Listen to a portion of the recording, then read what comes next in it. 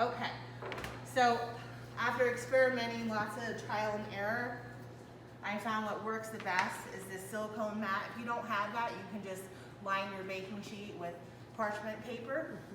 And you'll just have to be careful with removing your burger, because we are going to bake these.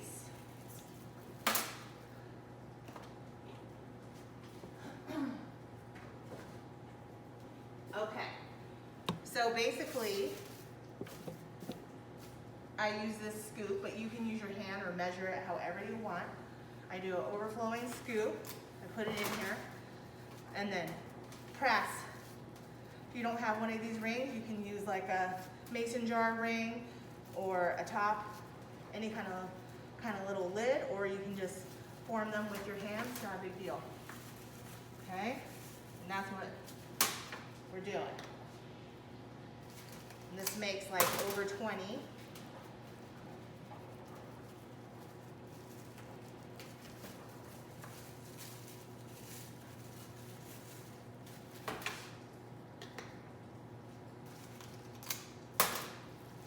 So I don't know if you wanted to keep on, like, because this takes a minute. How long can you store them for? Okay, so after I'm done doing this, I bake them at 350 for 30 minutes, rotating it once. And you can freeze. The great thing about these, you can stick them in the freezer and use them later. These will last like over a week if you just have them in your refrigerator.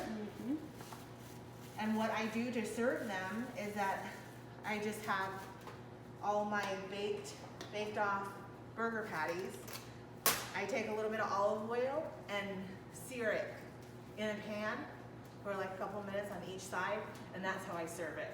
So it gets that seared look that you want, that you think of when you're thinking of a burger. And then it also warms it up. So basically I started, let's see, how long ago was it? 9 years ago.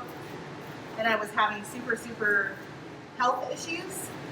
And I knew that I needed to change what I was doing. I couldn't just do like a normal diet, because that doesn't work at the end of the day. So I found this book called Eat to Live by Dr. Joel Furman.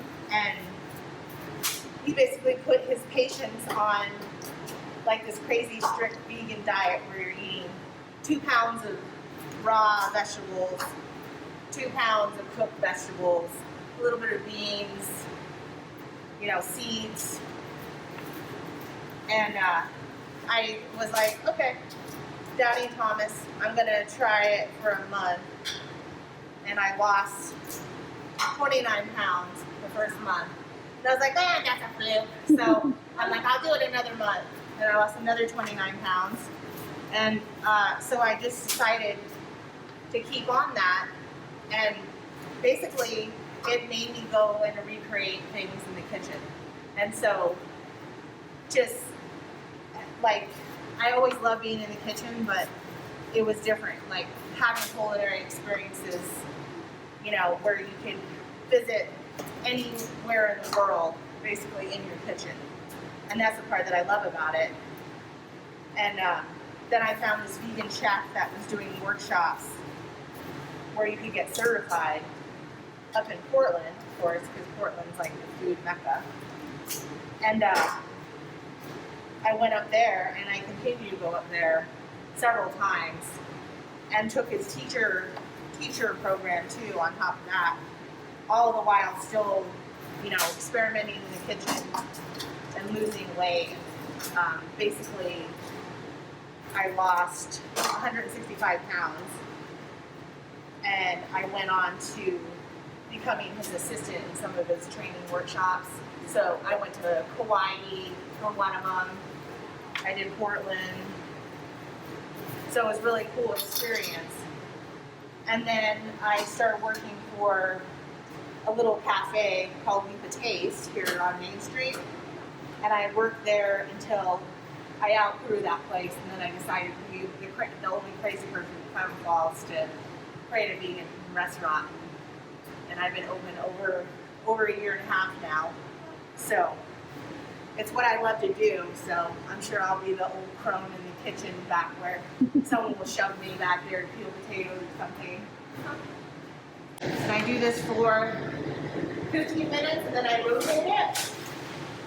And lots of times, like most people in their home kitchen, they don't, like your oven never like temps correctly. And most people don't have a thermometer. So just assume that your oven's gonna be running hotter than you think it is.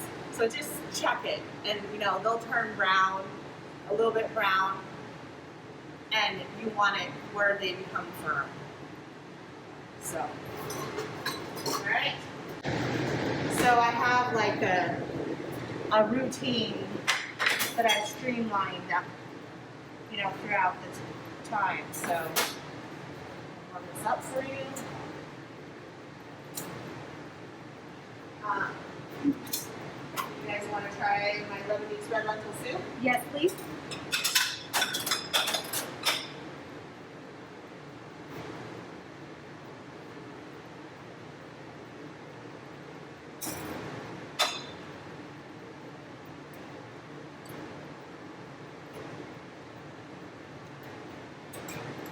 So soup is one of those things that I always feel like you get the maximum nutrition in one pot.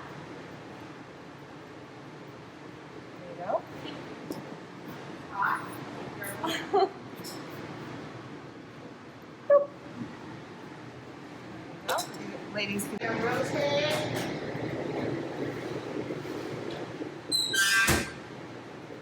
You ready to go? I mean, I can sit here. No, you're welcome to go, honey. Just say the word and I'll unlock you. And they're gonna hold together like that. And I just put them in a container.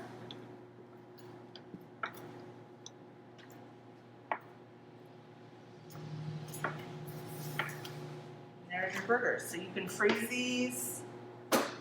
They'll last up to a week in your refrigerator.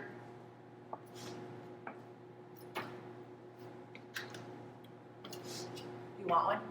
I'll do the little mini guy. The mini guy? Yep. I'll show you. So I just, during service, I don't turn my oven on, so I just kind of cheat with this Right. little burner.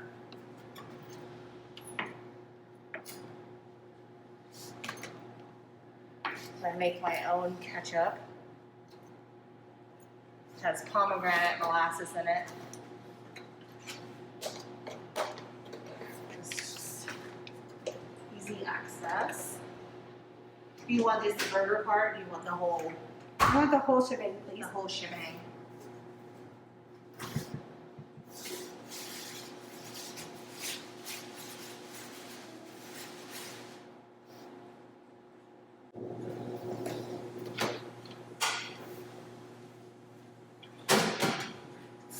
Make my own pickled red onions, and are you recording me? Mm-hmm. Okay, so I make my own pickled red onions, and all you have to do is you get a jar, you get apple cider vinegar, you slice your red onions, and I like to do it overnight, but within 15 minutes you can have these nice crunchy onions, and that's what I put on my burgers.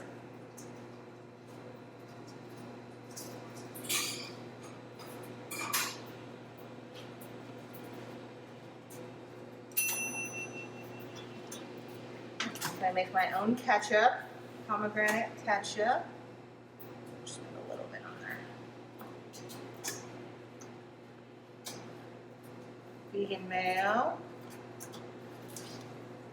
Greens. Red onions.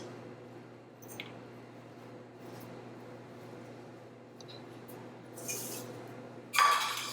this is what your burger looks like. Nice and sizzly. All right, finished product. Now your teachers are gonna enjoy it.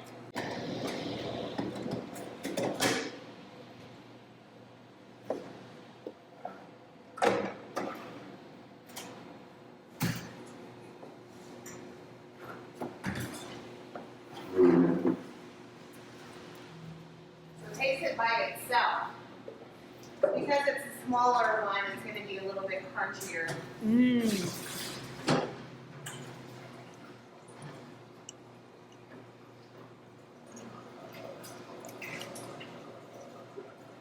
It is delicious.